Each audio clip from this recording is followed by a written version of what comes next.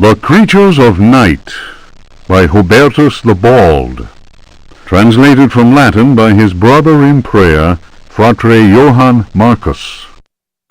Of monstrosity.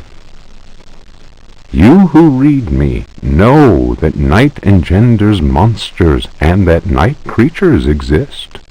The accursed book of Abdul al-Hazred is clear on this matter. That is not dead which can eternal lie. Unhappy he who knows that book. Unhappy he whose eyes alight upon that foulest of texts. Unhappy he who implores the standing stones, for he will free the powers of darkness. Of the pit. Stagnant waters are like the memory of men. Beneath the surface calm, clawed beasts await, and are known to initiates as the deep ones. Awaiting his prey, the deep one seizes him and drags him down to the abyss, where Dagon, the cruel god, swims and reveres him whose name may not be pronounced. Of libraries. Unhappy he who frees the prowler. Unhappy he who meets the prowler erring among the books. He generates the vagabond that comes from other spheres. He believes the vagabond does not exist. He will feel the embrace of death, for in the eyes of the vagabond, books are no more than dreams, stone no more than wind. The vagabond knows how to take the breath of the reckless. Of strife. He who speaks does not know, and believes he is able to kill the creatures of the night. Folly. Evil is conjured up by science and secrecy. He who prowls among books will perish by the blade. He who flies in the dark caverns will scream in fear. He who swims in the depths will evaporate. But he who believes he knows nothing. He who knows says nothing. Of death. There are domains more terrible than death. That is not dead which can eternal lie. Each creature is conjured up and is not dead, but returns to the origins. A monster, a science. Steel kills the vagabond who never dies. Translator's note. Here ends the manuscript of Hubertus, who died in the library of the convent of Teruella in the year of our Lord 1666. Requiescat in pace.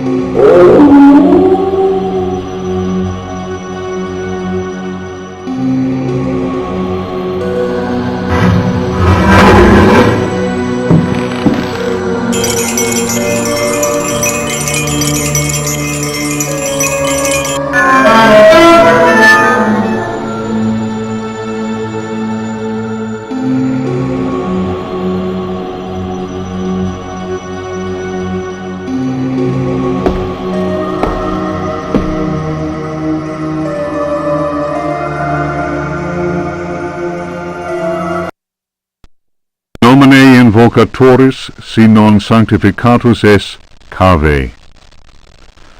De vermis mysteriis non absolvo folem legendum fatum et eum versus. Tibi magnum innominandum signa stellarum nigrarum et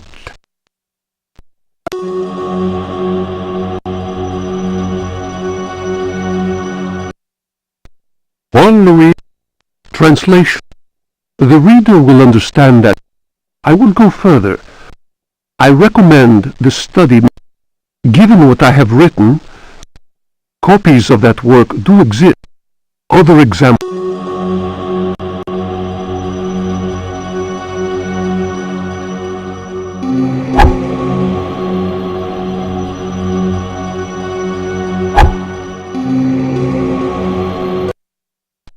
The Sacrificial Dagger, Otto Stern, Lumina Books. The importance placed on ritual sacrifice is constant in religious cult practice. Propitiating the gods is a theme common to many religions. The Old Testament affords many examples. Primitive polytheistic belief systems integrate sacrifice in their rituals as part of the recurrent process of reaffirmation and, naturally enough, group cohesion. The members of their social and religious community come together in an act of purification and atonement.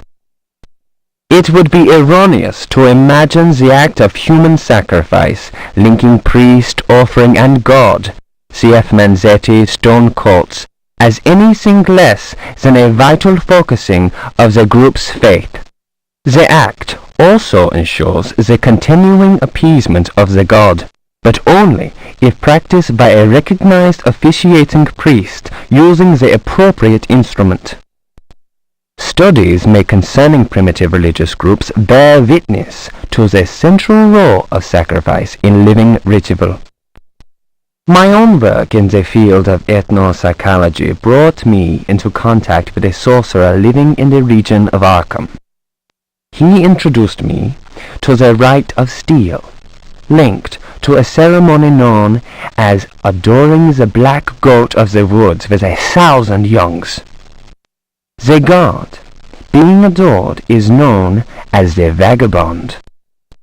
Here, the dagger's role, which allows the life breath to pass from one dimension to another, is essential. The vagabond is a frightening figure, being able to move where he wants and to kill those who have displeased the goat god, for whom he acts as a go-between. The goat is clearly a fertility god. The priest, having spoken the invocation, must choose the appropriate dagger for the sacrifice. The knife with a sinusoidal blade that must be dipped 7 times, on night when the moon is full, in water that has been distilled 100 times, will be laid aside, since it would send the vagabond back into his own dimension. See, the priest will rather choose the dagger with a curved blade.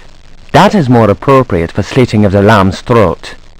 This act transfigures the sorcerer priest and plunges the assembled worshippers into a divine trance.